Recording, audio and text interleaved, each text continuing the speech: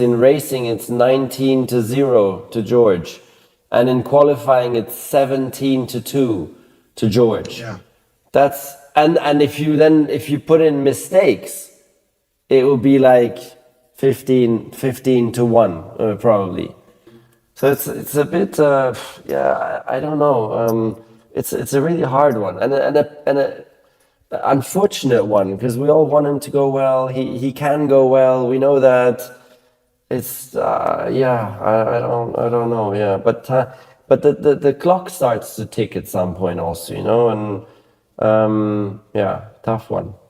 I mean, that's what Jacques Villeneuve was pointing out. He was quite harsh, actually, in his assessment and pulled no punches when we're talking about it in Zandvoort. But Croft, on top of that, of course, he had all his promotional events cancelled at the weekend in Monza. He's also got black and white flag, repeated track limit violations, and a 5-second penalty for erratic driving when he was going wheel to wheel with Alex Albon, which dropped him from 8th to a 9th place finish. So it was just a litany of errors again over a weekend. And as Toto was saying, he's carrying trauma from session to session, and it's not giving him any respite.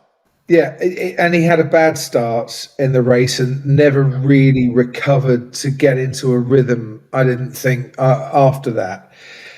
I remember talking to Kimi at the start of the year, and he said that the crash at Parabolica in FP1 last year was still very much preying on his mind. We were talking in Bahrain, and he's still kind of struggling a bit with that. And I wonder if maybe because of his age or the person that Kimi is, he does dwell on the negative a bit more than other drivers and some of his other peers would.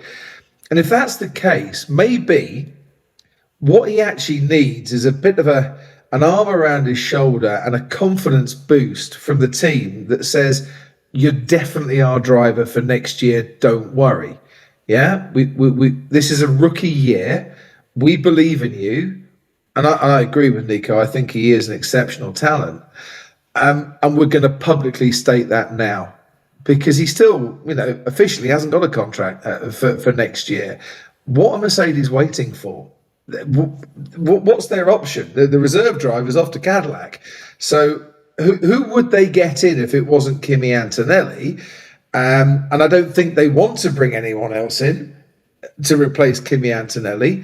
So just give him some public backing and see if that makes a difference. And the fact that he's got that drive for next year helps him just to kind of get rid of some of the negativity that some of his recent performances might be kind of building up. And that's just a bit of a suggestion. But I just think he needs a bit of help. He needs a bit of a reason to smile at the moment. Well, I said that a couple of weeks or months ago. Even give him the contract, because you need to give him as whatever you can at the moment just to help him with his confidence. So give him the contract. Anyways, in F1, that worst case, you can still get out of that then during the winter. But you obviously don't have to say that now. But so yeah, I would also consider that. But it's a tough one. My goodness, I don't. But yes, Crofty, what you're saying is he is kind of a personality like Lando, or like myself, if I may add myself to this. Yeah. More vulnerable, more sensitive, more dwelling on the negativities, scared of not being good enough, scared of not doing well enough.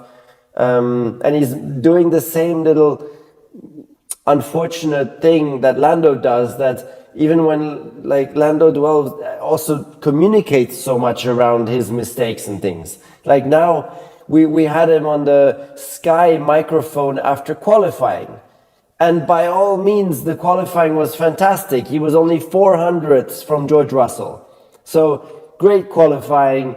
Could have just focused on, hey, that was good. Yeah, I'm really happy. Actually, I felt better for the first time in qualifying. Really happy to be right there with George.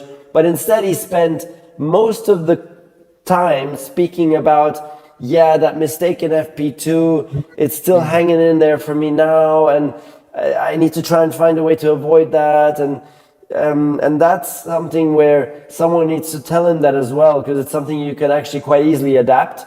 You just Yeah. said, hey, Kimmy, something that could help you also, just focus on the good things from now on going forward.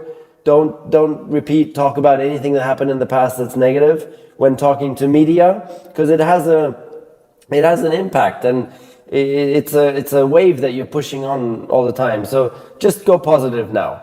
It's something, you know what, I might actually write him. Why not? I don't have his number, but I'll Good write man. him somehow, because that's an easy advice. Yeah. You did it to Lando. Never got back to you, did he? Just No, but to. Lando's doing it. He's working with a psychologist. He's eliminated all of social media, as he said. He's not looking at that anymore. So he's actually implemented a lot of these things. I'm not saying he read me my message or whatever, but he's making. Lance Stroll opens up on harsh F1 criticism. I like to see it as just noise. Lance Stroll has revealed how he tunes out the criticism that comes with competing in F1, where he is often on the receiving end of severe negativity. Lance Stroll has shared how he handles the bright spotlight that comes with racing in F1, and what he does to counteract the harsh criticism he is often subject to. The Aston Martin driver is one of the most polarizing figures in the Formula One paddock. Now into his 9th season in the championship, whilst he has shown he is quick enough to compete in F1, he is considered by many to not be worthy of the seat he occupies at the Silverstone-based squad. Stroll has scored 3 podiums since his debut with Williams in 2017, becoming the second youngest driver in F1 history, behind Max Verstappen, to reach the rostrum at the Azerbaijan Grand Prix that year, and he took his maiden pole position at the Turkish Grand Prix in 2020. However, he has often struggled for consistency and comparatively to his teammates. Although he has spent time alongside multiple F1 drivers champions, Sebastian Vettel and Fernando Alonso, during his time at Aston Martin. But, as the son of team owner Lawrence Stroll, the young Canadian is an easy shot, with many arguing he is only still in his seat because of his father, and that he will ultimately hold the team back from its championship aspirations. Speaking to Jake Humphrey as part of Aston Martin's Unearth Your Greatness series on YouTube, Stroll addressed the often extreme criticism he receives, saying, "I like to see it as just noise. If I buy into it, it bothers me, for sure, but that's where I am fortunate. I have good people around me that I love, that I trust, and I put my attention and value their opinions. I try and live in my world, not the world in that sense. There's always going to be criticism. People are very short-minded. You have a couple of good races, you're great. You have a couple of bad ones, you suck. That's never going to change. That's why being surrounded by important people and valuing the opinion of people that you care about, that you value, that you really know their opinion, is what matters. Don't take criticism from someone you wouldn't take advice from."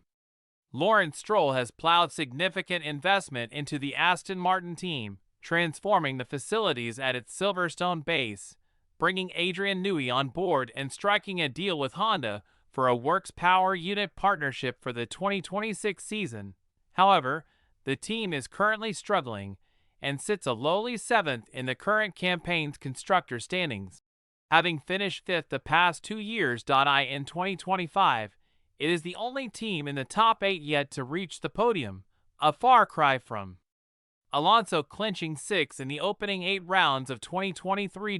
With F1's power unit and chassis overhaul looming ahead of next term, Stroll highlighted how he has used the difficulties of an underwhelming campaign to develop, as Aston Martin readies itself to hopefully jump back up the pecking order.